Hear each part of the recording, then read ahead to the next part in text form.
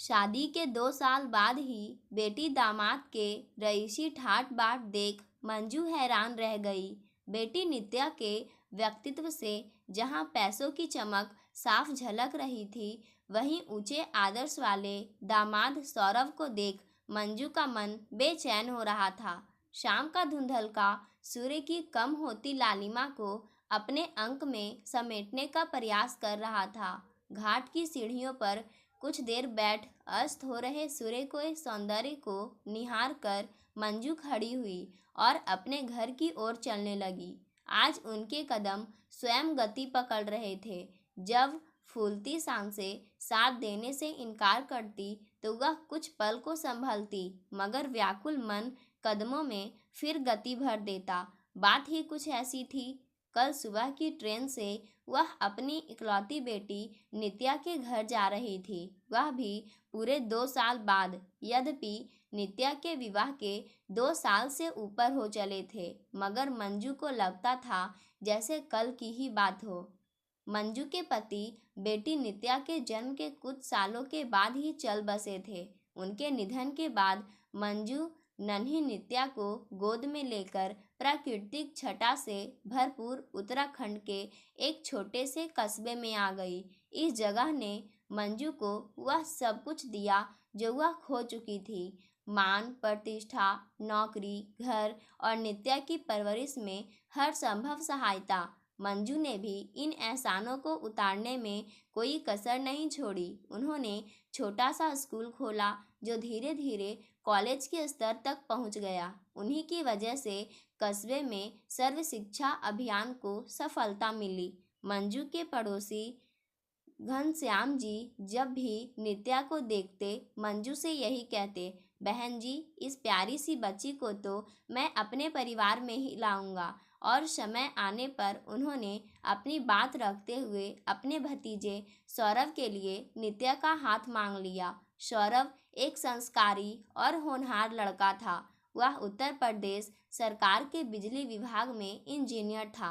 मंजू ने नित्या को विवाह में देने के लिए कुछ रुपए जोड़कर रखे थे, मगर सौरभ ने स्पष्ट रूप से कह दिया था कि मुझे आपके आशीर्वाद के सिवा और कुछ नहीं चाहिए। मेरी पत्नी को मेरी कमाई से ही गृहस्थी चलानी होगी, अपने मायके से लाई हुई चीज़ों से नहीं।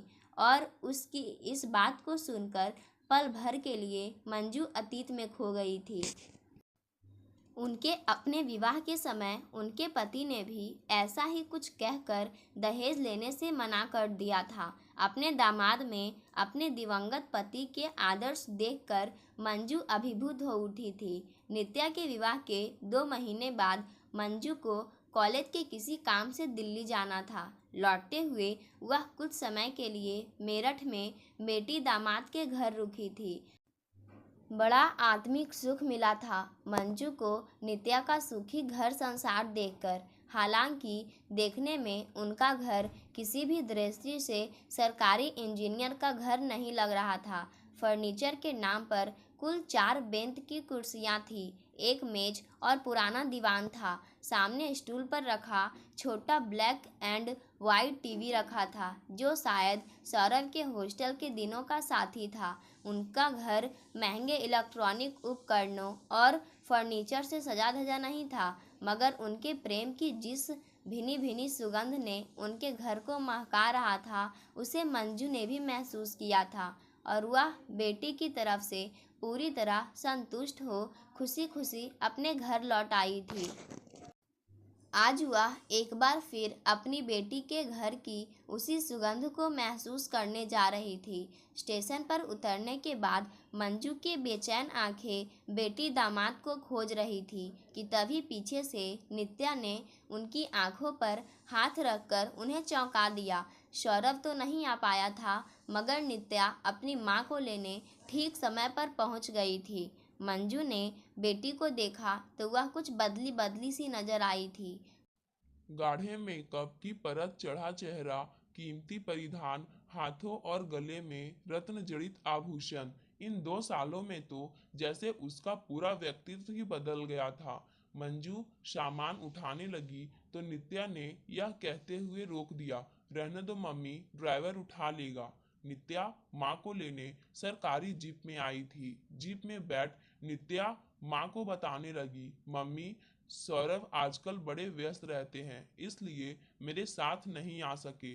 आपको लेने के लिए उन्होंने सरकारी जीप भेज दी है। हाल ही में इनका प्रमोशन हुआ है, बड़ी अच्छी जगह पोस्टिंग हुई है। उस जगह पर पोस्टिंग पाने के लिए इंजीनियर तरसते रहते हैं मगर इनको मिली। खूब कमाई वाला एरिया है। इसके आगे के शब्द मंजू नहीं सुन सकी। नित्या के बदले व्यक्तित्व से वह पहले ही विचलित थी। उनके मुंह से निकला, कमाई वाला एरिया। नित्या की हर एक हरकत, हर एक बात उसकी सोच में आए बदलाव का संकेत दे रही थी। उसकी आंखों में बसी सादगी और संतुष्टि की जगह मंजू को पैसे की चमक और अपने स्टेटस का प्रदर्शन करने की चाह नजर आ रही थी। घर पहुंचकर मंजू ने पाया कि घर भी नित्या की तरह उनके बढ़े हुए स्टेटस का खुलकर प्रदर्शन कर रहा है। आधुनिक साज सज्जा से युक्त घर में ऐशो आराम की हर एक चीज मौजूद थी। लगता है सौरभ ने इन 2 सालों में काफी तरक्की कर ली है। मंजू ने चारों ओर दृष्टि घुमाते हुए पूछा। सौरभ ने कहाँ की है मम्मी? मैंने जबरन इनके पीछे पड़कर करवाई है। जब मैंने देखा कि इनके नीचे काम करने वाले कहाँ के कहाँ पहुँच गए और यह वहीं अटके पड़े हैं तो मुझसे रहा नहीं गया। वैसे इनका बस चलता तो अभी तक हम उसी कबूतर खाने में पड़े रहते। मंजू जी समझ गई कि उनकी बेटी शहर आकर काफ़ी सयानी हो गई है और पैसे बनाने की अंधी दौड़ में शामिल हो चुकी है। इस बात को लेकर वह गहन चिंता में डूब गई। अरे मम्मी, आप अभी तक यूं ही बैठी है? जल्दी से हाथ मुंह धोकर फ्रेश हो जाइए, खाना तैयार है। आप थकी होंगी सो जल्दी खाकर सो जाइए, कल आराम से बातें करेंगे। सौरभ को आने दे, साथ ही डिनर करेंगे। वैसे बहुत देर हो गई है, कब तक आता है? उनका तो कुछ भरोसा नहीं है मम्मी। जब से प्रमोशन हुआ है अक्सर देर से ही आते हैं। मैं तो समय पर खाना खाकर सो जाती हूँ क्योंकि ज़्यादा देर से सोने से मेरी नींद उचट जाती है। वह जब आते हैं तो उन्हें नौकर खिला देता है। मैं सौरभ के साथ ही खाऊंगी। वैसे भी मुझे अभी भूख नहीं है, तुम चाहो तो खाकर सो जाओ, मंजू ने जवाब दिया। थोड़ी ही देर में सौरभ घर आया और आते ही मंजू के चरण स्पर्श कर अभिवादन करते हुए बोला, क्षमा करें मम्मी जी, कुछ जरूरी काम आ गया था सो आपको लेने स्टेशन नहीं पहुंच सका। कोई बात नहीं बेटा, मंजू जी बोली, मगर यह तुम्हें क्या हो गया है? तुम्हारी तो सूरत ही बदल गई है। माना काम जरूरी है पर अपना ध्यान भी तो रखना चाहिए। सचमुच इस सौरभ की सूरत 2 साल पहले वाले सौरभ से बिल्कुल मेल नहीं खाती थी। निस्तेज आंखें, बूझा चेहरा, झुके कंधे, निष्प्राण सा शरीर, उसका पूरा व्यक्तित्व ही बदल गया था। बस मम्मी जी क्या कहूँ, काम कुछ ज़्यादा ही रहता है। इतना कहकर वह नज़रें झुकाए अपने कमरे में चला गया और वहाँ जाकर नित्या को आवाज़ लगाई।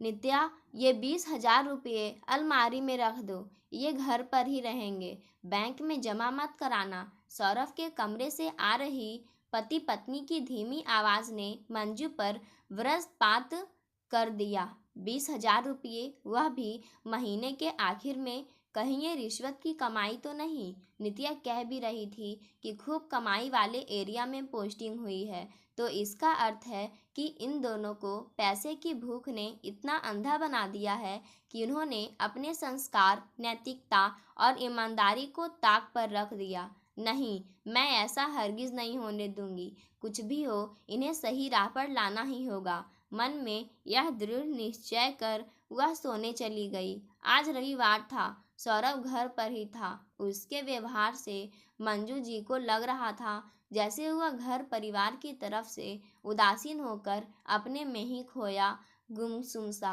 भीतर ही भीतर घुट रहा है। घर की हवा बता रही थी कि उन दोनों का प्यार मात्र औपचारिकताओं पर आकर सिमट गया है, मगर नित्या इस माहौल में भी बेहद सुखी और संतुष्ट नजर आ रही थी।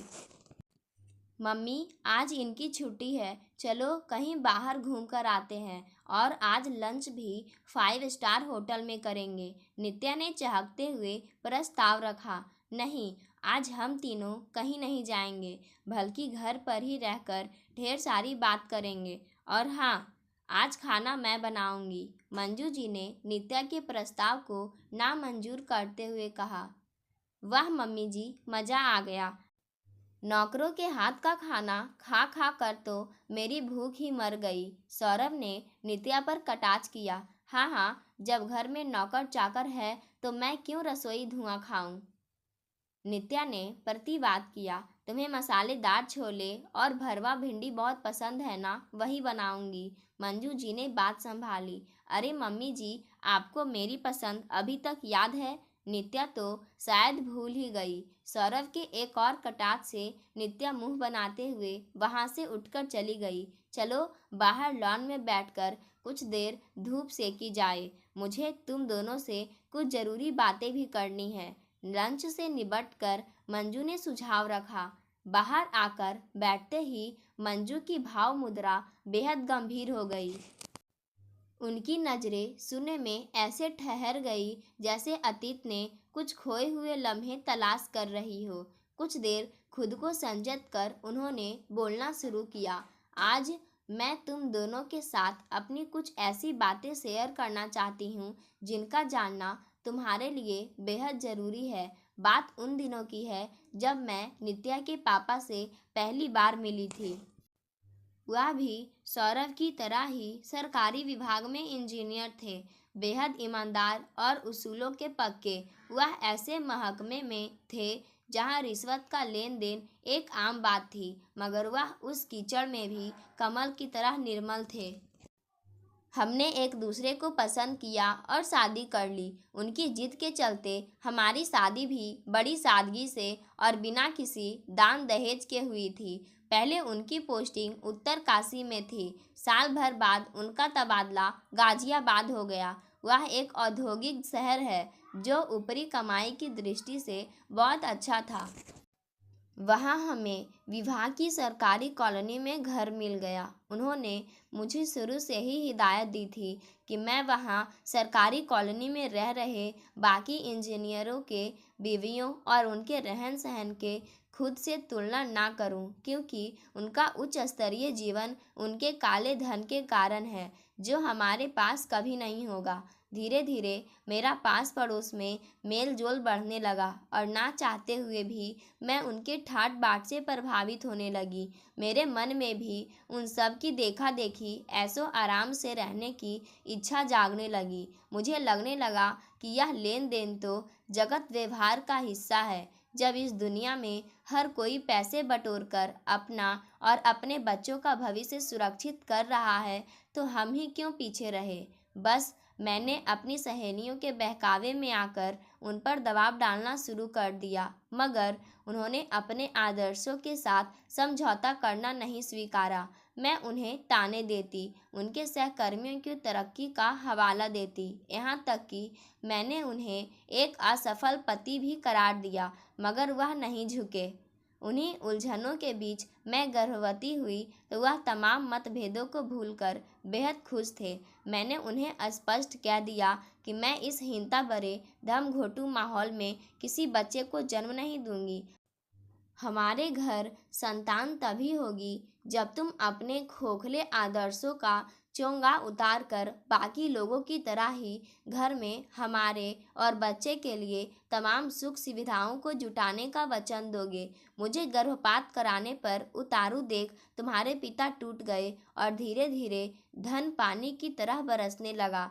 घर सुख सुविधाओं के चीज़ों से भरता चला गया। मैंने जो चाहा सो पा लिया, मगर तुम्हारे पिता का प्यार खो दिया। उस समय मेरी आंखों पर माया का ऐसा पर्दा पड़ा था कि मुझे इस बात से भी कोई फर्क नहीं पड़ा कि वह किसी मशीन की भांति काम करते जा रहे थे और मैं अपने ऊंचे स्टेटस के मद में पागल थी। फिर तुम्हारा जन्म हुआ। तुम्हारे आने के बाद तुम्हारे भविष्य के लिए धन जमा करने की तृष्णा भी बढ़ गई। सब कुछ मेरी इच्छा अनुसार ही चल रहा था कि एक दिन अचानक मंजू जी की वाणी कुछ पल के लिए थम गई और उनकी आंखें नम हो गई। एक दिन क्या हुआ मम्मी? नित्या ने विस्मित स्वर से पूछा। ऑफिस से खबर आई कि तुम्हारे पापा को भ्रष्टाचार विरोधी दस्ते ने धर दबोचा। अखबार में नाम आया, खूब फजीहत हुई और फिर मुकदमे के बाद उन्हें जेल भेजा गया। जेल जाते हुए उन्होंने मुझको जिस हिकारत की नज़र से देखा था वह मैं कभी भूल नहीं सकती। वह चुप थे, मगर उनकी चमकती संतुष्ट नज़रें जैसे कह रही थी कि वह मुझे यूं असहाय, भयभीत और अपमानित देखकर बेहद खुश थे। बाद में पता चला कि उन्होंने अपनी इच्छा से ही खुद को गिरफ्तार करवाया था और अपना सब कच्चा चिट्ठा अदालत में खोल कर रख दिया था। मुझे दंडित करने का यही तरीका चुना था उन्होंने। जेल में वह कभी मुझसे नहीं मिले और एक दिन पता चला कि वहाँ उनका देहांत हो गया है। इतना बताकर मंजू जी फूट फूट कर रो पड़ी। वर्षों से बह रहे पश्चाताप के आंसू अभी भी सूखे नहीं थे। मम्मी, इतनी तीक्ष्ण पीड़ा आपने इतने साल कैसे छिपा कर रखी? मुझे तो कभी आभास भी नहीं होने दिया। मन में अपार ग्लानि थी। बस यही साथ थी मन में कि बाकी जीवन उनके आदर्शों पर चल कर ही बिताऊं और तुम्हें भी तुम्हारे पिता के संस्कार दूं। दूं। अब मैं बूढ़ी हो चली हूँ, पता नहीं कितने दिनों की मेहमान हूँ और कुछ नहीं है मेरे पास। बस यह आप बीती तुम दोनों को धरोहर के रूप में दे रही हूँ, जिसे संभालना तुम्हारे हाथ में है। इतना। वैसे मैंने देखा है कि जो रिश्वत लेते हैं वे शराबी कबाबी हो जाते हैं और रात भर गायब रहते हैं। उन पर काम का भरोसा नहीं किया जा सकता है और उन्हें छोटे मोटे प्रमोशन ही मिल पाते हैं। बेटी, इंजीनियरिंग ऐसा काम नहीं कि 2-4 घंटे गए और हो गया। घंटों किताबों में मगजमारी करनी होती है और जिसको रिश्वत मिलती है वह किताबों में नहीं, पार्टियों में समय बिताता है। हो सकता है तुम्हें ये बातें बुरी लग जाए, पर मेरा अनुभव है अगर ऐसे ही सौरभ रिश्वत लेते रहे और आधी रात को घर आते रहे तो पैसा तो बहुत होगा तुम्हारे पास, मगर चैन नहीं होगा। तुम्हारे पिता के जाने के बाद मैं यही तो देखती रही कि मैं गलत थी या तुम्हारे पिता। मंजू ने बात खत्म करते हुए कहा, तुम्हारी दी हुई धरोहर जरूर मेरे काम आएगी मम्मी। तुम्हारी यह धरोहर अब कभी मेरे कदम लड़खड़ाने नहीं देगी। मैं उन्हें इस दलदल से बाहर निकाल कर ही दम लूँगी, क्योंकि मैं उन्हें खोना नहीं चाहती। नित्या अपनी माँ से लिपट गई। उसकी आंखों से झरझर आंसू बह रहे थे, जिनके साथ उसके भीतर छिपी ना जाने कितनी तृष्णाएं भी बही जा रही थी। पाठकों, आज की कहानी यहीं समाप्त होती है। धन्यवाद।